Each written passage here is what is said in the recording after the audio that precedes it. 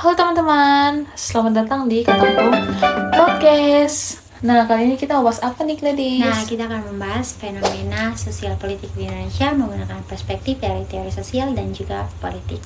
So, stay tune ya guys. Gladys, akhir-akhir ini nih beta sering lihat program makanan bergizi gratis nih lewat BPHP. Kenapa begitu ya? Iya sih, itu program itu memang lagi sering dibicarakan di tengah masyarakat. Nah, kalau dilihat dari teori yang terus belajar di kampus nih, kira-kira teori mana yang paling cocok?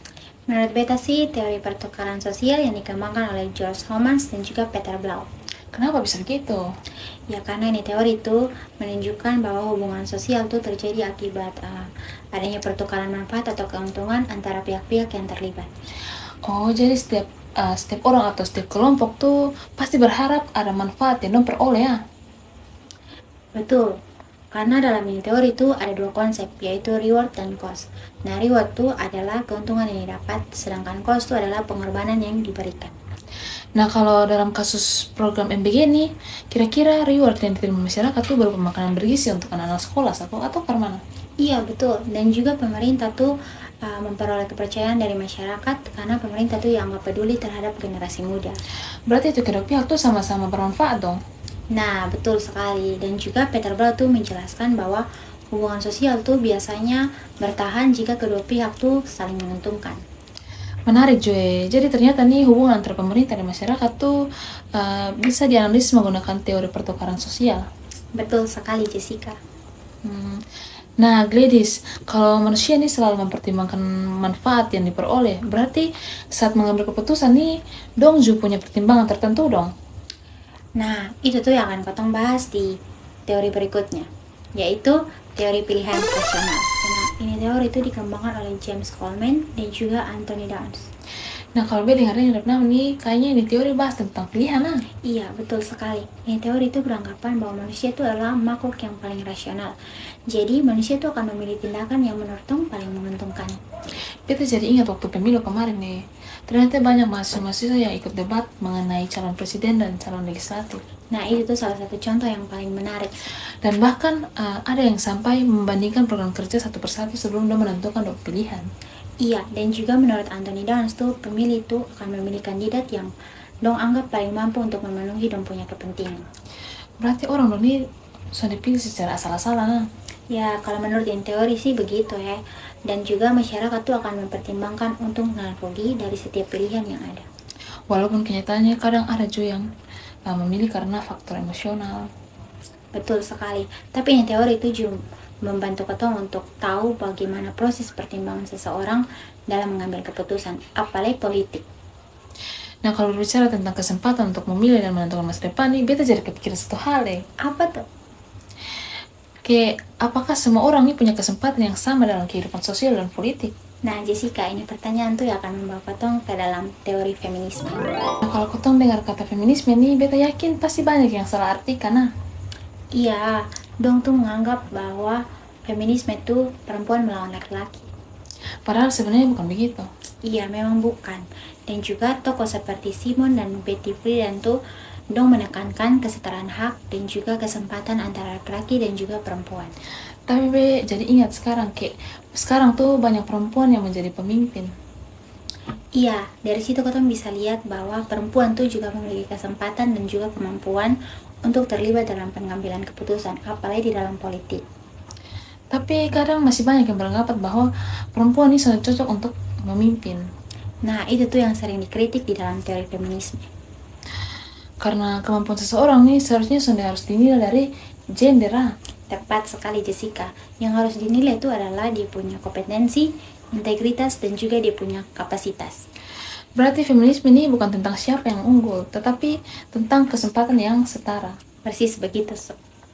Nah, guys, kalau berbicara soal ketidakadilan nih, beta jadi berpikir bahwa kadang nih ada hal-hal yang dianggap normal oleh masyarakat, padahal sebenarnya itu bermasalah. Nah, itu tuh yang menjadi fokus dari teori kritis. Nah, teori kritis itu banyak dipengaruhi oleh pemikiran dari Max Horkheimer, Theodor Adorno, Antonio Gramsci, dan juga Julian Habermas. Nah, kalau beta salah ingat tuh, ternyata ini teori ini mengajak masyarakat untuk tidak menerima sesuatu begitu saja tuh, atau beta salah? Betul sekali, Jessica. Katong tuh diajak untuk berpikir kritis terhadap kekuasaan, media, dan juga informasi yang beredar. Oh, di contoh kayak hoax yang beredar menjelang pemilu tuh. Nah, itu tuh contoh yang paling relevan di Indonesia. Kadang beta juga heran kayak orang ini langsung percaya dengan video yang viral. Padahal itu tuh belum tentu benar. Makanya nih, kalau menurut Antonio Gramsci nih, dia berbicara tentang hegemoni, yaitu bagaimana cara berpikir masyarakat bisa dipengaruhi oleh pihak yang memiliki kekuasaan. Nah, Habermas juga menekankan bahwa masyarakat tuh membutuhkan ruang publik yang sehat agar masyarakat dapat berdiskusi secara bebas dan juga rasional. Jadi ini teori ini mengajarkan ketong untuk tidak langsung percaya pada semua informasi.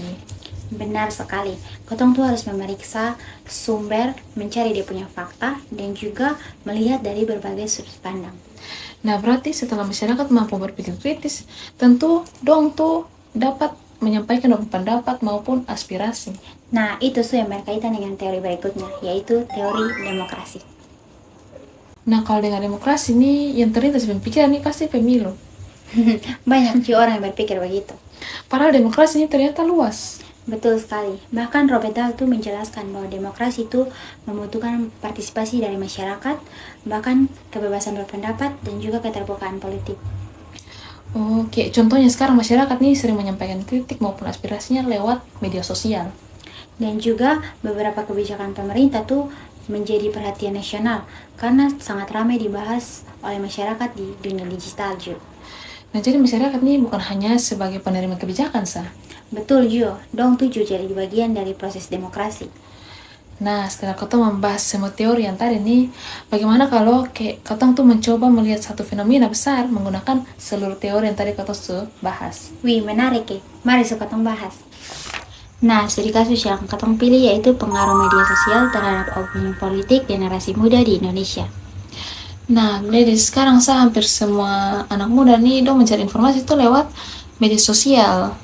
Betul sekali Jessica, bahkan sekarang tuh lebih cepat dibanding ketong nonton televisi maupun ketong baca surat kabar. Tapi kalau dianalisis menggunakan teori pertukaran sosial nih, masyarakat sekarang nih memperoleh informasi dan dong mencari hiburan tuh lewat media sosial. Padahal perusahaan media sosial tuh dong memperoleh keuntungan dari aktivitas para pengguna juga. Tapi kalau ketong lihat dari teori pilihan rasional nih, generasi muda tuh akan memilih informasi yang dong anggap benar dan relevan.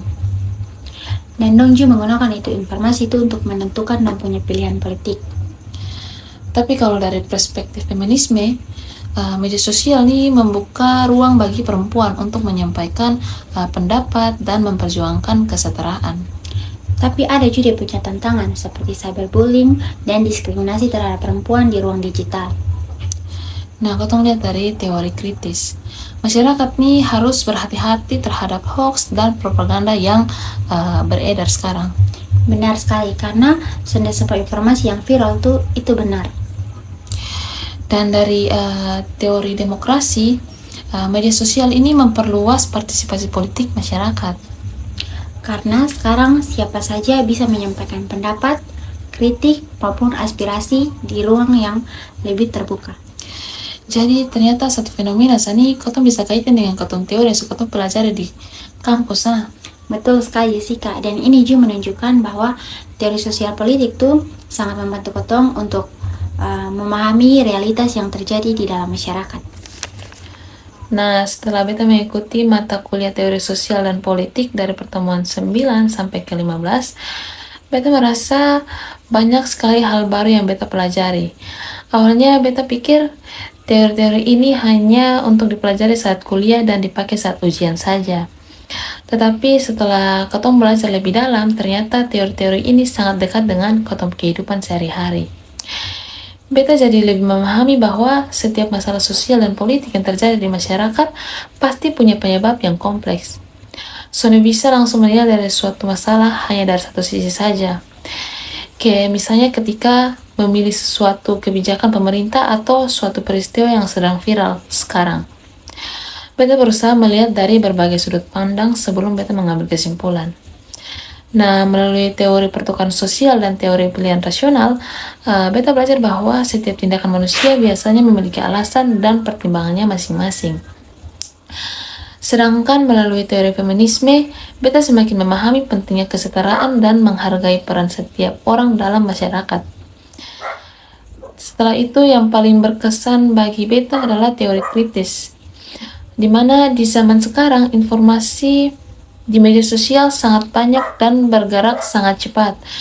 Teori ini mengajarkan beta supaya sudah langsung percaya pada semua informasi yang beredar, tetapi harus mencari tahu terlebih dahulu apakah itu informasi itu benar atau tidak. Nah, beta sebagai mahasiswa, beta merasa bahwa mata kuliah ini sangat membantu beta untuk menjadi pribadi yang lebih kritis, lebih terbuka terhadap perbedaan pendapat, dan lebih peduli terhadap persoalan yang terjadi di sekitar ketong. Jadi, ilmu yang dipelajari sudah hanya berhenti di ruang kelas, tetapi bisa dipakai dalam ketong kehidupan sehari-hari. Nah, kalau beta sendiri, mata kuliah teori sosial dan politik memberikan pengalaman belajar yang sangat berharga. Dari mata kuliah ini, beta belajar bahwa setiap fenomena sosial dan politik yang terjadi di masyarakat ternyata bisa dijelaskan melalui berbagai teori yang berbeda. Sebelum mengikuti perkuliahan ini, kadang beta melihat sesuatu masalah hanya dari apa yang terlihat di permukaan saja. Tapi setelah mempelajari berbagai teori, beta mulai memahami bahwa setiap peristiwa memiliki banyak faktor yang mempengaruhinya. Dan beta juga belajar untuk lebih bijak dalam menerima informasi, apalagi sekarang ketong hidup di era digital, di mana informasi bisa menyebar sangat cepat melalui media sosial. Karena itu, beta merasa teori kritis sangat penting untuk membantu ketong berpikir lebih objektif dan tidak mudah terpengaruh oleh informasi yang belum tentu benar. Selain itu, pembahasan tentang demokrasi membuat beta semakin sadar bahwa sebagai warga negara, khususnya sebagai mahasiswa, ketong juga memiliki tanggung jawab untuk berpartisipasi dalam kehidupan sosial dan politik. Walaupun mungkin dalam skala kecil, suara dan pendapat masyarakat tetap memiliki arti penting dalam pembangunan. Secara keseluruhan, beta merasa bahwa mata kuliah ini bukan hanya menambah pengetahuan saja, tetapi juga membentuk cara berpikir yang lebih kritis, terbuka, dan bertanggung jawab. Harapan beta, apa yang sudah dipelajari selama 1 semester ini bisa menjadi bekal bagi ketong untuk menjadi mahasiswa yang lebih peka terhadap persoalan sosial dan tentunya mampu untuk memberikan kontribusi positif bagi masyarakat ke depannya. Nah, Gliris, rasanya ketong sampai di penghujung podcast nih. Betul sekali Jessica. Dari semua teori yang sudah ketong bahas nih, ketong jadi tahu setiap teori itu memiliki cara pandang yang berbeda dalam memahami masyarakat. Dan yang paling penting Jo, ini teori ini membantu ketong menjadi lebih kritis dalam melihat suatu fenomena sosial dan politik. Thank you guys, karena teman-teman sudah melihat dan mendengarkan podcast kita dari awal hingga akhir. Beta Gabriela Diskandun dan teman Beta Grisi Silianale. Bye-bye. Sampai jumpa di podcast kita selanjutnya.